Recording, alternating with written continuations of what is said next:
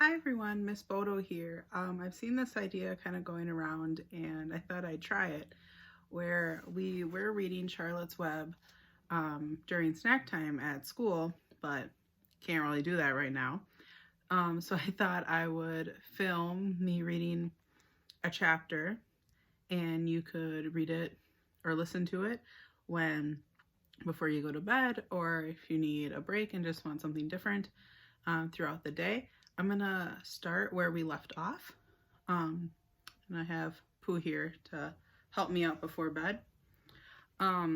So where we left off was chapter 8, a talk at home, and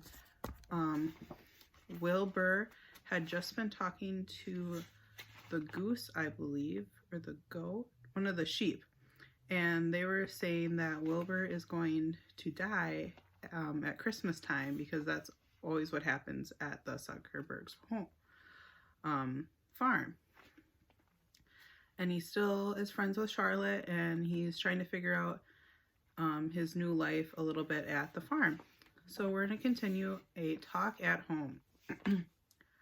On Sunday morning, Mr. and Mrs. Arable and Fern were sitting at breakfast in the kitchen.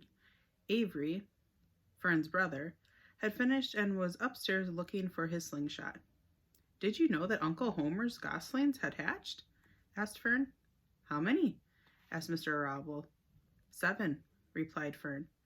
"There were 8 eggs, but 1 egg didn't hatch, and the goose told Templeton she didn't want it any more, so he took it away."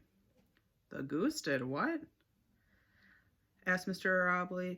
Arable, gazing at her daughter with a queer, worried look. "Told Templeton she didn't want the egg anymore," repeated Fern. "Who is Templeton?" asked Mrs. Arable. "He's the rat," replied Fern. "None of us like him much." "Who's us?" asked her father. "Oh, everybody in the barn cellar. Wilbur and the sheep and the lambs and the goose and the gander and the goslings and Charlotte and me." "Charlotte?" said Mrs. Arable. "Who's Charlotte?" "She's Wilbur's best friend. She's terribly clever." "What does she look like?" asked her mother. "Well, said Fern thoughtfully, "she has 8 legs. All spiders do, I guess." "Charlotte is a spider?" asked Fern's mother. Fern nodded. "A big gray one. She has a web across the top of Wilbur's doorway. She catches flies and sucks their blood. Wilbur adores her." "Does he really?" said Mrs. Arable, rather vaguely. She was staring at Fern with a worried expression on her face. "Oh, yes, Wilbur adores Charlotte," said Fern. "Do you know what Charlotte said when the goslings hatched?" "I haven't the faintest idea," said Mr. Arable. "Tell us." "Well, when the first gosling stuck its little head out from under the goose, I was sitting on my stool in the corner, and Charlotte was in her web.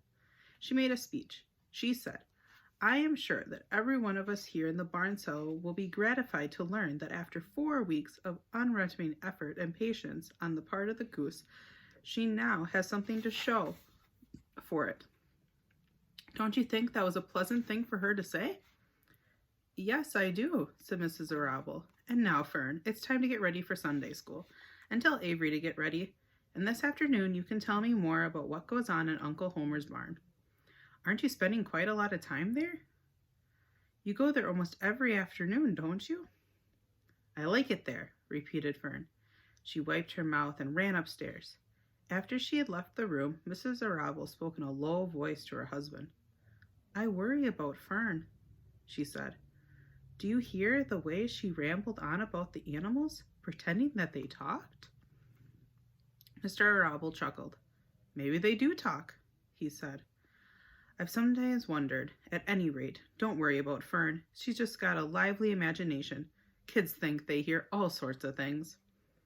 "Just the same, I do worry about her," replied Mrs. Arable. "I think I should ask Dr. Durrani about her the next time I see him. He loves Fern almost as much as we do, and I want him to know how queerly she has been acting about that pig and everything. I don't think it's normal. You know perfectly well animals don't talk." Mr. Arable grinned. "Maybe our ears aren't as sharp as Fern's," he said. And that's the end of chapter 8.